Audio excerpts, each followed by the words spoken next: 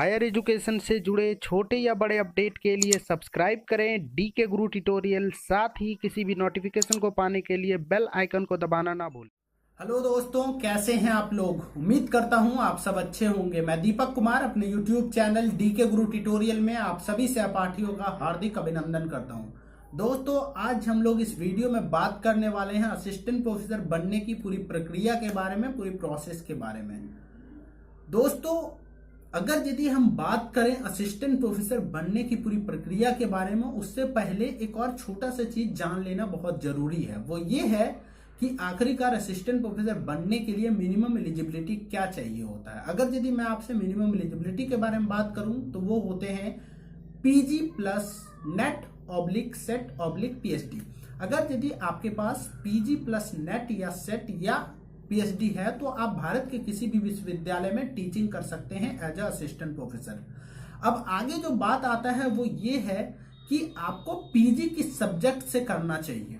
मैं आपको ये सजेस्ट करता हूं कि आपको अगर यदि भविष्य में टीचिंग करना है एज अ असिस्टेंट प्रोफेसर तो आपको पीजी उस सब्जेक्ट से करना चाहिए जिसमें आपका इंटरेस्ट हो। अगर यदि गलती से आपने यदि यूजी गलत सब्जेक्ट से कर लिया है तो मेरा रिक्वेस्ट है कि आप पीजी में आकर अपना पसंद का सब्जेक्ट चुन लें।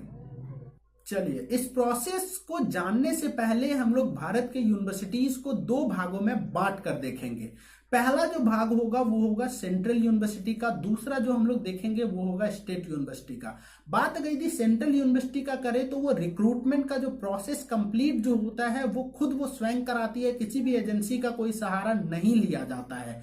अगर यदि हम लोग बात करेंगे सेंट्रल यूनिवर्सिटी में कितने तरीके के असिस्टेंट प्रोफेसर के बहाली होते हैं तो वहां दो तरीके के असिस्टेंट प्रोफेसर के बहाली होते हैं। पहला जो होता है वो होता है टेम्पररी बेस असिस्टेंट प्रोफेसर, उसको एक सर्टेन अमाउंट पर लेक्चर दिया जाता है। वहीं अगर यदि दूसरा बात करें तो होता है परमानेंट बेस, जिसको मंथली सैलरी मिलता है।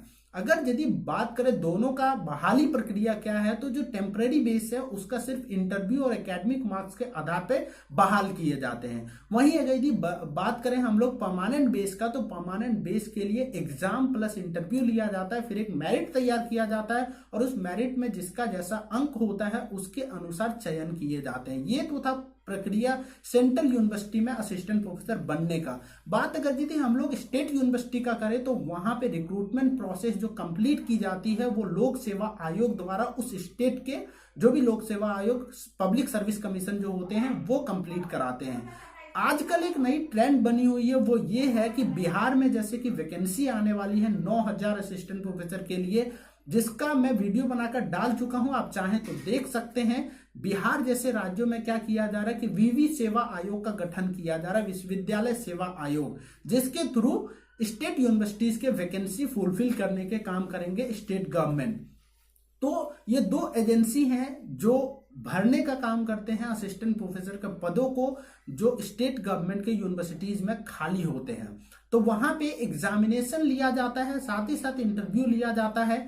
अगर यदि कहीं कहीं ऐसा भी देखा गया है कि डायरेक्ट इंटरव्यू भी लिया जाता है अगर यदि स्टूडेंट कम हो तो। जैसे कि अगर यदि आप में से कोई छत्तीसगढ़ का जो वैकेंसी निकला है 1384 असिस्टेंट प्रोफेसरों का, वहां यदि उसका यदि आप एडवर्टीजमेंट पढ़ेंगे तो उन्होंने साफ साफ लिखा है कि अगर यदि कि स्टूडेंट का नंबर्स कम होता है तो हम सिर्फ और सिर्फ इंटरव्यू प्लस एकेडमिक मार्क्स के आधार पर मेरिट तैयार करेंगे। वहीं अगर यदि स्टूडेंट का नंबर्स अगर यदि बहुत ज्यादा हो जाते हैं तो उस स्थिति में Chhattisgarh public service commission exam conduct कराएगी और एग्जाम और इंटरव्यू के मार्क्स के आधार पर मेरिट तैयार करेगी और फिर जाकर वो सेलेक्ट कैंडिडेट का अनाउंस करेगी कि ये सेलेक्ट हुआ है। तो दोस्तों, ये था ओवरऑल चयन प्रोसेस जो भारत में अपनाए जाते हैं विभिन्न यूनिवर्सिटीज में। आपको कैसा लगा वीडियो मुझे कमेंट कर जरूर बताएं। साथ ही साथ वीडियो को शेयर करें, लाइक करें और मेरे चैनल को सब्सक्राइब करें। इस तरीके के नोटिफिकेशन के लिए मेरे बेल आइकन को दबाएं ताकि आप तक वो नोटिफिकेशन सबसे पहले पहुंच सके।